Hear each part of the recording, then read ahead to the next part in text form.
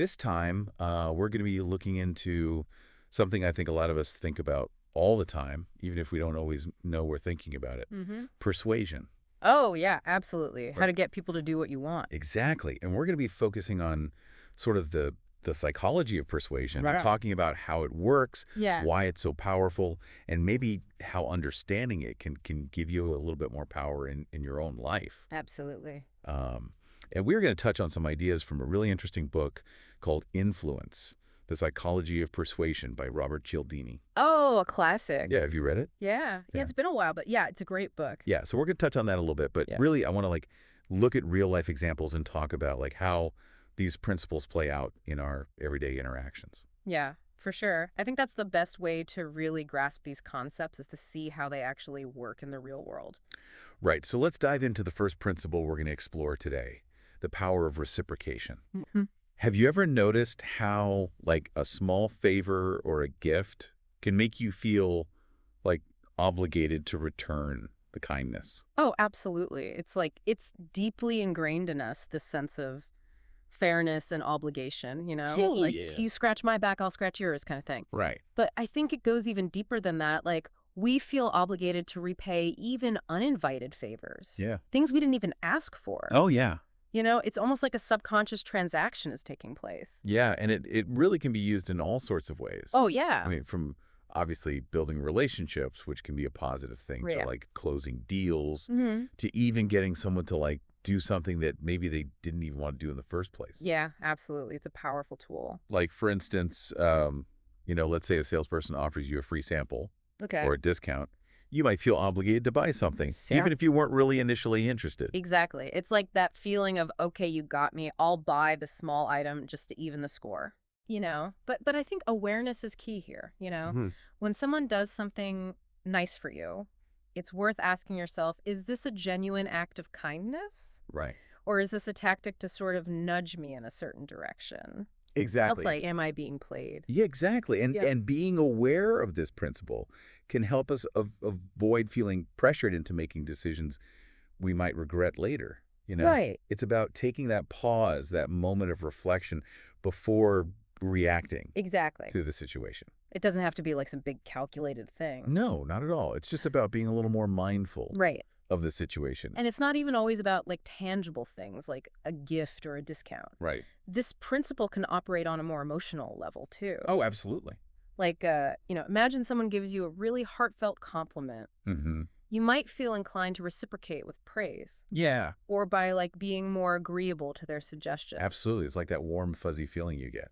When someone acknowledges your efforts or expresses appreciation, Yeah. you naturally want to return that positive energy. Right. And it's not always a bad thing either. No, not at all. That can be a really nice, positive social force, Right?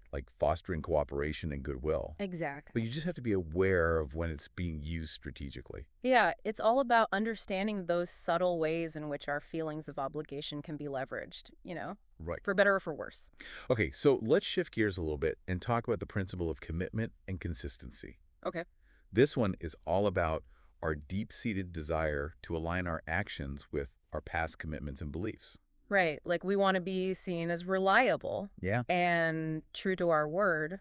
Yeah. And this desire for consistency, it can be a really powerful force in shaping our behavior. Can you give me a real-world example of how this principle plays out? Yeah, sure. So imagine those toy companies that strategically undersupply popular toys Right. before Christmas. It's like they do it on purpose. Oh, yeah, absolutely. They know what they're doing. Yeah. So parents, they promise their kids a specific toy knowing it's going to be hard to find, Mhm. right? So they end up buying a substitute. Okay. But then after Christmas, those ads for the original toy start running again. And the kids, feeling like they missed out, they pressure their parents into buying the original toy, Yeah. leading to a second purchase. That is so sneaky. It's brilliant, but it's also a bit sneaky. Ooh, they're manipulating the parents. They are. They're leveraging the parents' initial commitment, Right. even if it wasn't a conscious one, Right. to drive sales. And this principle goes beyond just consumer behavior. Oh, yeah, absolutely.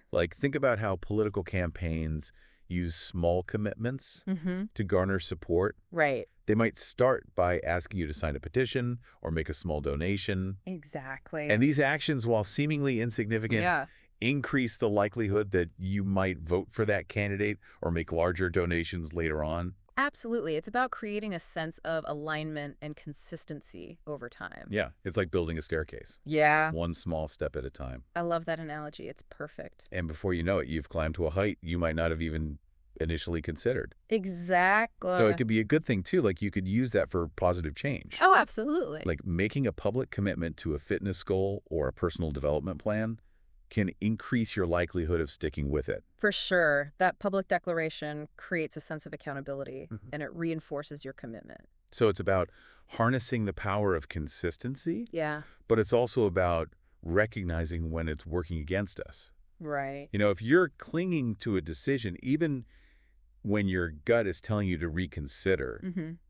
it might be worth looking at whether it's that desire for consistency that's clouding your judgment. It's a good point. It's about being aware of our own internal biases Right. and motivations, even when they're operating below the surface. Yeah, like being self-aware enough to know if that's what's going on. Exactly. That's really interesting. Yeah, it's fascinating stuff. Okay, so we've talked about reciprocation and consistency. Right. What's next? Well, let's move on to another powerful principle of persuasion, social proof. Okay. This one's all about our tendency to look to others for guidance, especially in unfamiliar or ambiguous situations, you know? Like when you're trying to decide which restaurant to try in a new city, Exactly. and you look at all the reviews. Yeah, or you see a long line outside one place and you think, well, that must be the good one. Right. If everyone's doing it, it must be right. Exactly. It's like we're wired to seek safety in numbers, Right. to trust the collective wisdom of the crowd. But this tendency to follow the crowd can also backfire, Oh, absolutely. especially in situations where the crowd might not be the best source of information. Right. Think about those infamous bystander effect cases. Oh, yeah, where someone needs help, but no one steps in because they assume someone else will take action. Exactly. Everyone looks to others for cues, and since no one else is doing anything, Right. everyone concludes it must not be a real emergency. It's crazy how that works. It is. It's a bit unsettling. Yeah. Yeah. So if we find ourselves in a situation where we need help, how do we break through that bystander effect? The key is to be specific and direct. Okay. Don't just yell help. Right. Pick someone out of the crowd, make eye contact, and say something like, you in the red shirt, call 911. I need an ambulance. So you're like taking charge of the situation. Exactly. You're breaking the cycle of inaction and you're triggering that sense of individual responsibility. Interesting. Yeah. And this principle of social proof can operate in more subtle ways, too. Oh, for sure. Think about how we're more likely to be influenced by people we perceive as being similar to ourselves. Right. It's like that birds of a feather flock together idea. Yeah. You know, we trust the opinions and actions of those we identify with, Yeah. those who seem to be part of our tribe. Like how those average person testimonials and advertisements are so effective. Exactly. Like if they love that product, maybe I will too. Yeah, it taps into our desire to belong, to feel connected to others who share our values and experiences. And this principle extends beyond just consumer choices. Oh, yeah, absolutely. Think about how kids are more likely to try a new food Yeah, if they see another kid enjoying it. for sure. It's social proof in action. I see that all the time with my nieces and nephews. Yeah, leveraging the power of similarity and peer influence. It's fascinating. It is. Okay, so we've covered reciprocation, consistency, and social proof. That's right. I'm sensing a theme here. What's that? It seems like all these principles are about understanding how our brains work Oh, absolutely. and how our natural tendencies can be used to influence us. Yeah, it's all about understanding the psychology of persuasion. Right. You know? Okay, so what's next? Well, let's talk about another powerful principle, liking. This one might seem obvious. You know, we're more likely to say yes to people we like, Right. but it's actually more complex than you might think. Oh, I bet there's more to it than just being a genuinely likable person. Exactly. Right. There are all sorts of factors that can influence liking, from physical attractiveness to shared interests to even simple compliments. Yeah, like that halo effect. Exactly. We tend to attribute positive qualities to people we find physically attractive. Right, and this can influence everything from hiring decisions to jury verdicts to even how much we tip at a restaurant. It's true. We unconsciously associate attractiveness with other positive traits, Right. like intelligence, kindness, and trustworthiness. So like if someone looks good, they must be good. Right. And while there's certainly nothing wrong with appreciating beauty, Yeah. it's important to be aware of how this bias can unconsciously shape our judgments and decisions. So besides attractiveness, what are some other factors that can influence liking? Well, similarity is a big one. We tend to like people who are similar to us in terms of background interests, values, even appearance. It's that feeling of connection and shared understanding. Exactly. Birds of a feather. Right. So a salesperson might try to find common ground with you, Yeah. like subtly mirroring your body language or expressing similar opinions Absolutely. to build rapport. Exactly. To create that sense of rapport Yeah. and make you more likely to trust them Right. and ultimately buy from them. Like they're saying, hey, I'm just, you can trust me. Exactly. Okay, so we've got attractiveness and similarity. Right. What else? Well, there's a power of compliments. Oh, yeah. Everybody loves a good compliment. We all love to feel appreciated and admired. Right. Even if we suspect the flatterer might have ulterior motives, Yeah. we tend to respond positively to praise. Makes us feel good. It does. And we associate those positive feelings with the person who gave us the compliment. Okay, what about cooperation? Yeah, cooperation's huge. We tend to like people who are on our team, who are working with us towards a common goal. It's like that we're in this together. Exactly. Let's find a solution. Exactly. And this principle is often used in negotiation tactics, where creating a sense of shared purpose can lead to more favorable outcomes for both parties. It's about building bridges rather than walls. I like that. Okay, so we've got physical attractiveness, similarity compliments, and cooperation, all contributing to that sense of liking. Right. And there's another aspect of liking that's important to understand, the association principle. Okay, what's that? This is the idea that we transfer our feelings about one thing to another connected to it. Like how? Well, think about celebrity endorsements. Okay. We might develop a positive feeling toward a product simply because our favorite celebrity is associated with it. Even if we know they're being paid to endorse it. Exactly. Even if we know it logically, we still unconsciously transfer those positive feelings about the celebrity to the product. It's true, like those sneaker commercials with famous athletes. Exactly. I know they're getting paid a fortune, but I still want those shoes. It's the power of association at work. And this can work in reverse, too. Oh, absolutely. If we have a negative experience with a particular brand or product, we might avoid anything associated with that brand. Yeah, even if it's a completely different product. Like once bitten, twice shy. Exactly. Our brains are constantly making associations, connecting experiences and emotions. And this can have a powerful influence on our choices and behaviors. So it's about being aware of those subtle connections. Right. Recognizing how our feelings are being transferred from one thing to another. Exactly. And it's also about understanding how this principle can be used ethically and effectively. How so? Well, for example, if you're trying to promote a new product, you might try to associate it with something that already has positive connotations for your target audience. Okay. Or if you're trying to build a strong brand, you might focus on creating positive customer experiences that people will associate with your company. So it's about being mindful of the power of association and using it to create those positive connections and experiences. Exactly. It's amazing how much psychology is involved in all of this. It really is. It's fascinating how our minds work. And how easily we can be influenced. Yeah. But the good news is that awareness is power. Right. By understanding these principles, we can recognize when they're being used on us, make more conscious choices, and even leverage these principles ethically and effectively in our own lives. That's a great point. Yeah. Okay, so we've covered a lot of ground today. We have. We talked about reciprocation, consistency, social proof liking, and the association principle. Right. All fascinating stuff. It is. But there's still more to explore. Oh, yeah. We've only just scratched the surface. So join us next time as we continue our deep dive into the world of persuasion. We'll be delving into the power of authority and the allure of scarcity. Stay tuned. Okay, so moving on to another powerful principle of persuasion, authority. Oh, yeah. Authority. So this is kind of like that deep-seated respect I think we all have to some degree for people in positions of power. Right. Or expertise. Yeah. Like, think about how readily we obey doctors, Right. police officers. Even just people in uniforms. Yeah, even people in We uniform. just sort of assume they know what they're doing. We often don't even question their directives. Right. It's like that they know best thing kicks in. Exactly. And it can be really dangerous because, like, that can be manipulated. Oh, absolutely. Reads on So YouTube. easily. Think about con artists who exploit our deference to authority figures. Right. Like, they dress up as police officers or bank examiners Oh, yeah. to gain people's trust. Wow. And then they take advantage of them. So it's like we can't just blindly follow anyone in a position of power? I Exactly. have to think critically and question motives and, like, assess the legitimacy of the authority being wielded. Absolutely. It's about discerning true authority Yeah. from mere symbols or Right. pretenses. So it's not always a bad thing, obviously. No, not at I all. rely on the expertise of doctors all the time Right. to make decisions about our health. Exactly. Or we trust scientists to provide accurate information about the world around us.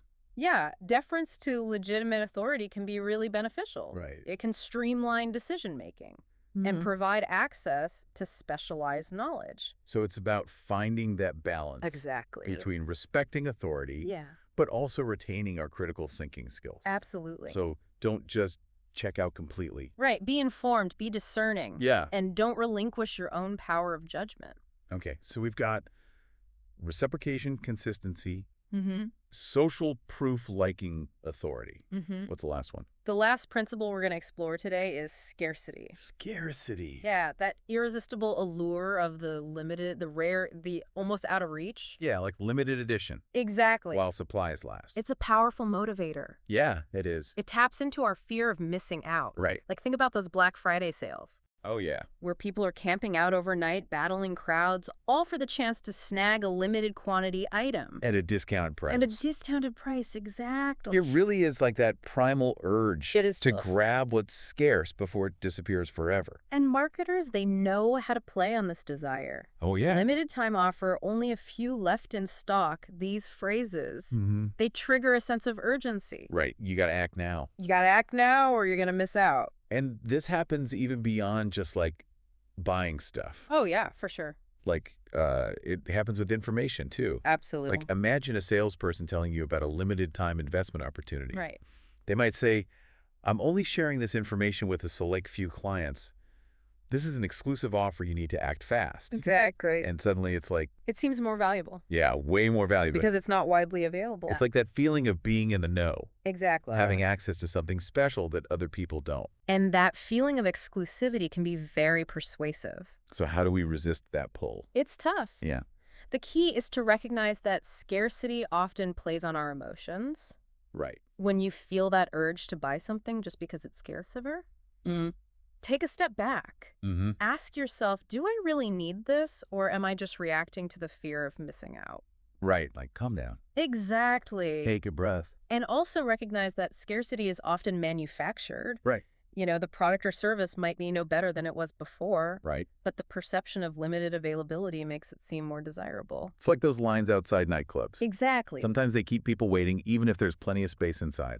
Just to create that illusion of popularity and exclusivity. Yeah, it's all about manipulating perceptions It to is. drive behavior. Yeah. It's crazy how much of this stuff is going on around us all the time. It really is. It's like a hidden world of influence. So to recap, we've explored 6 powerful principles of persuasion, reciprocation, consistency, social proof liking authority, and scarcity. That's right. And these principles, they tap into deep-seated human drives and motivations, Me too. shaping our choices and actions in countless ways. And the key takeaway here is that awareness is power. Right. By understanding these principles, we can recognize when they're being used on us, make more conscious choices, and even leverage these principles ethically and effectively in our own lives. Exactly. It's about becoming more savvy navigators of the persuasive landscape, Right. both protecting ourselves from manipulation Yeah, and harnessing these principles for positive change. I like that. So what's particularly fascinating to you about all this? Well, what strikes me is that these principles aren't just about sales tactics or marketing tricks. Yeah. They're fundamental to how we interact as human beings. Right. You know, we're constantly influencing each other, shaping perceptions, and responding to persuasive cues, often without even realizing it. It's like it's just part of being human. Exactly. So it's not about becoming like cynical or suspicious of everyone who's trying to persuade us. Yeah, not at all. It's about understanding those underlying dynamics at play Right.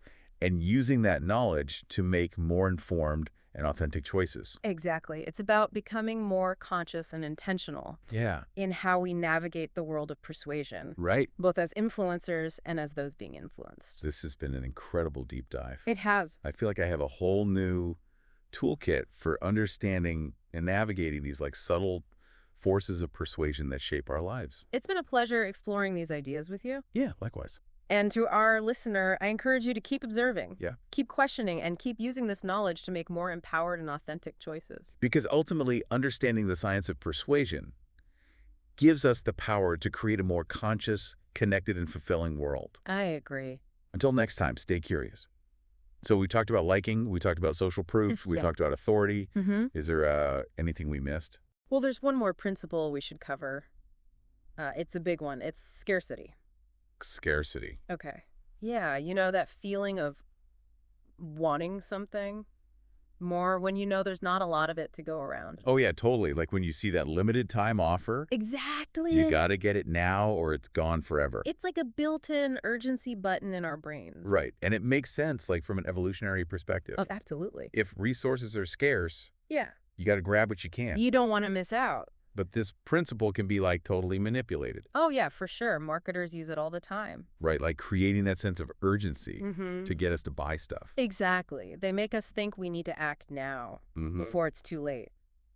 Could you give me an example? Sure. Think about those Black Friday sales. Oh, yeah. People going crazy fighting over those doorbuster deals. Just because they're limited quantities. Exactly. It's like that fear of missing out takes over. And it's not just about material possessions. No, not at all. It can be about information, too. Oh, yeah, absolutely. Like if someone tells you about a secret investment opportunity, Mm-hmm.